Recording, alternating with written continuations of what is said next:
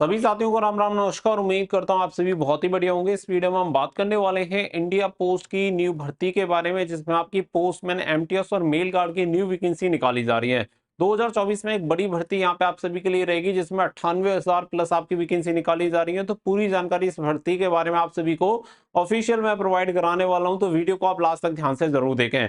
आप सभी को बता दें कि ये जॉब परमानेंट गवर्नमेंट जॉब आप सभी की रहेगी, जिसमें male and female candidate apply कर सकते हैं। क्वालिफिकेशन भी आपकी 10th पास और 12th पास रहती है। तो पूरी जानकारी के लिए वीडियो को एक बार लास्ट तक जरूर देखें। वीडियो पसंद आए तो प्लीज वीडियो को लाइक शेयर करके चैनल को सब्सक्राइब कर लें और बेल आइकन पर प्रेस कर लें, ताकि फ्यूचर में आने वाली हर एक अपडेट का नोटिफिकेशन आपको सबसे पहले मिलता रहे। आगे बढ़ते हैं और पूरी जानकारी आप सभी को देते हैं। सबसे पहले आप ये नोटिस देखिए, जो कि मिनिस्ट्री ऑफ कम्युनिकेशन की तरफ से यहाँ पे जारी किया गया है। डिपार्टमेंट ऑफ पोस्ट का ये नोटिस है, इसमें आप सारी चीजें देख सकते हैं। मिनिस्ट्री ऑफ कम्युनिकेशन की तरफ से जारी है, डाक भवन, संसद मार्ग, यहाँ पे एड्रेस दिया हुआ है, साथ ही में डेटेड है 30 जुलाई 2024 का ये नोटिस है। यहाँ पे अगर आप देखेंगे तो किसे किसे भेजा गया है वो भी आप यहाँ पे चेक कर सकते हैं। तो नीचे सब्जेक्ट आप देख सकते हैं, filling up of vacancies of MTS postman mail guard for 2024 vacancies दी है। तो यहाँ पे आप सभी को बता दें कि 2024 के लिए जो MTS postman and mail guard की जो वैकेंसीज हैं, इन्हें भरे जाने के संबंध में ये नोटिस जारी किया है। साथ ही में यहाँ पे अगर आप देखेंगे तो reference is invited to directed letter, यहाँ पे इवन नंबर डेटेड 12/6/2024 का भी जिक्र किया गया है।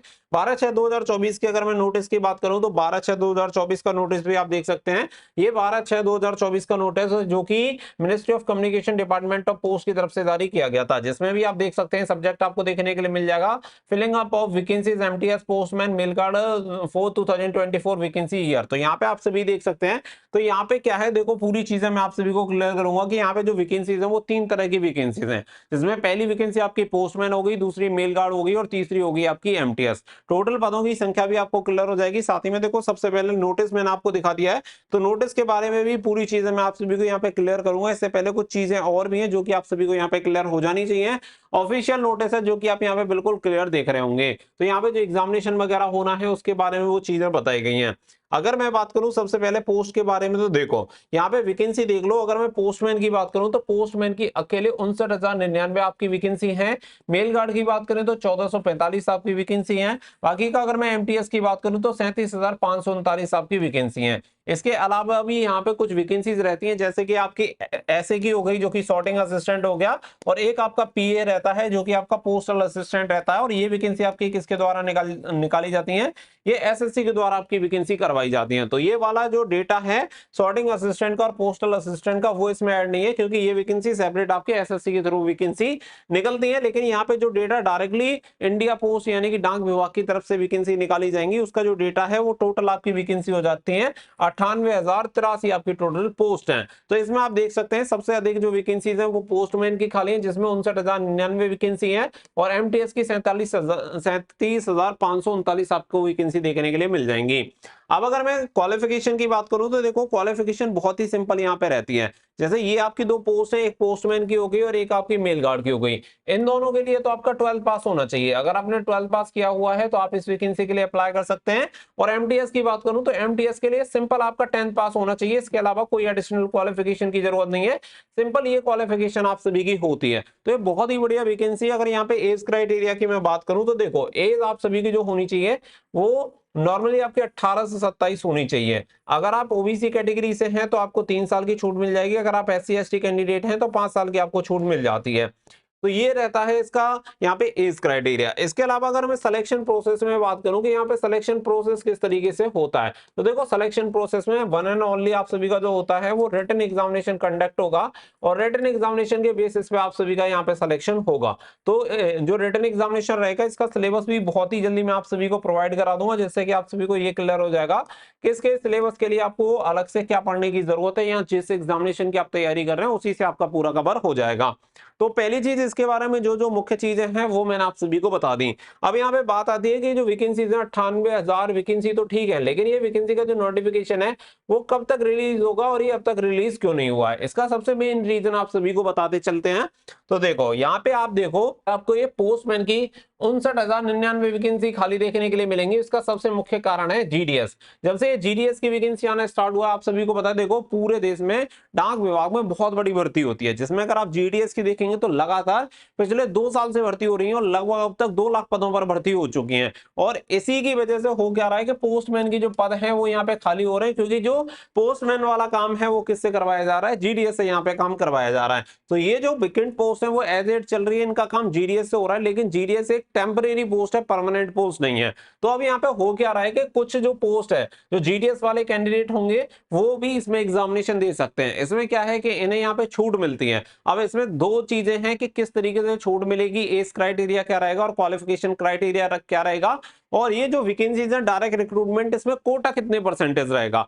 तो इसी को लेकर यहाँ पे ये जो मेन चीजें हैं जो आप सभी यहाँ पे देख पा रहे हैं, ये वाला जो नोटिस हो गया इसमें भी आप सभी देख सकते हैं कि यहाँ पे जो जीडीएस की 4 ईयर की सर्विस रहेगी, क्रूशियल डेट जिसमें आप सभी को बताई गई है, साथ ही में जीडीएस की 2 ईयर की जो सर्विस रहेगी उसके लिए क्रूशियल डेट बताई गई है। तो यहाँ पे यही सारी चीजें हैं जिसमें देख सकते हैं as per postman and mail guard group C and recruitment amendment rules 2023 के बारे में यहाँ पे बताया गया, जिसमें कुछ चेंजेस भी किए गए थे। तो जो ये भर्ती डिले होने का सबसे मुख्य कारण है वो ये है जीडीएस, क्योंकि जीडीएस वालों का जो कोटा है और जो रिलैक्सेशन वगैरह है उसके अकॉर्डिंग के इनकी सर्विस कितनी और होनी चाहिए, 2 ईयर होनी चाहिए, 4 ईयर होनी चाहिए, और इसके अकॉर्डिंग कितना यहाँ पे कोटा मिलेगा, ये सारी चीजें चल रही हैं, जिसकी वजह से ये 98,083 पदों पर होने वाली भर्ती अब तक संपन्न नहीं हो पाई। लेकिन ये जो आप सभी का रहेगा, आप सभी को बता दें कि डायरेक्ट रिक्रूटमेंट आप सभी का रहेगा, इसमें केवल इनका कोटा रहेगा और इस कोटा की ही वजह से सारी चीजें चल रही हैं। तो आप सभी को एक चीज मैं क्लियर कर देता हूं कि जो भी बच्चे चाहते हैं कि 2024 में एक बढ़िया वैकेंसी देखने के लिए मिले, तो यहाँ पे आप सभी को ये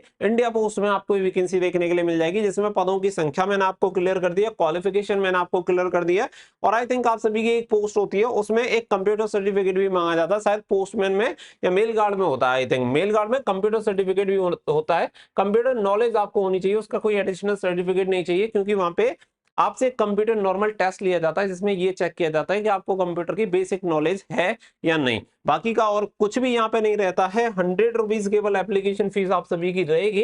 बाकी का सिलेबस भी मैं आप सभी के साथ बहुत ही जल्दी शेयर करूंगा, और इससे रिलेटेड कुछ और इन्फॉर्मेशन भी है जो कि रिसेंटली मिली है, और वो भी मैं जल्दी ही आप सभी को उसके बारे में पूरी इंफॉर्मेशन कलेक्ट करके आपको प्रोवाइड कराऊंगा। तो आप सभी बच्चे जो भी हैं वो कनेक्ट रहिएगा, ताकि आपको हर एक इन्फॉर्मेशन रेगुलर सबसे पहले मिलती रहे। अगर नोटिस वगैरह आपको चाहिए तो इसके लिए टेलीग्राम से आप कनेक्ट हो सकते हैं, टेलीग्राम पे आपको लिंक मिल जाएगा, वहां पे जाके आप कनेक्ट हो सकते हैं। हर एक इन्फॉर्मेशन, हर एक नोटिस वगैरह आप सभी को टाइम टू टाइम वहां पे मिलता रहता है। तो बस थोड़ा सा इंतजार और करिए। उम्मीद है कि ये जो वैकेंसीज है इसका नोटिफिकेशन, उम्मीद यही कर रहे हैं कि लगभग अक्टूबर में आपको ये इसका नोटिफिकेशन देखने के लिए मिल सकता है। अभी देखो एग्जैक्ट ऑफिशियल डेट इसकी नहीं आई है, क्योंकि जो मैटर है वो जब तक सॉर्ट आउट नहीं होगा जीडीएस वाला, तब तक इसकी ऑफिशियल डेट नहीं आएगी। लेकिन उम्मीद जताई जा रही है कि जो मैटर है वो बहुत ही जल्दी जीडीएस वाला, क्योंकि जीडीएस की जो सोसाइटी वगैरह उन्होंने जो बना रखी है, यूनिटी बना रखी है, यूनियन वगैरह है, उसके अकॉर्डिंग ये है कि सितंबर में शायद मैटर सॉर्ट आउट हो जाएगा। उसके बाद ये जो डायरेक्ट रिक्रूटमेंट है 98,000 प्लस पदों पर जो भर्ती आने वाली है वो अक्टूबर के आसपास देखने के लिए मिल सकती है। तो एक बड़ी भर्ती आप सभी के लिए आने वाली है, तो सभी लोग तैयारी में लग जाइए। बाकी का जो भी इस रिलेटेड अपडेट होगी आप सभी को रेगुलर प्रोवाइड कराते रहेंगे।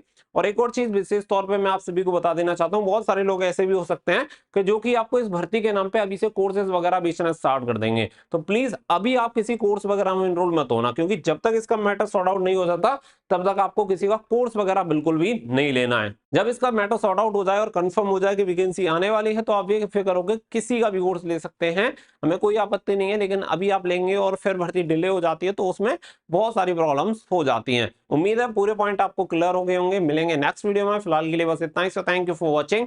जय हिंद, जय भारत।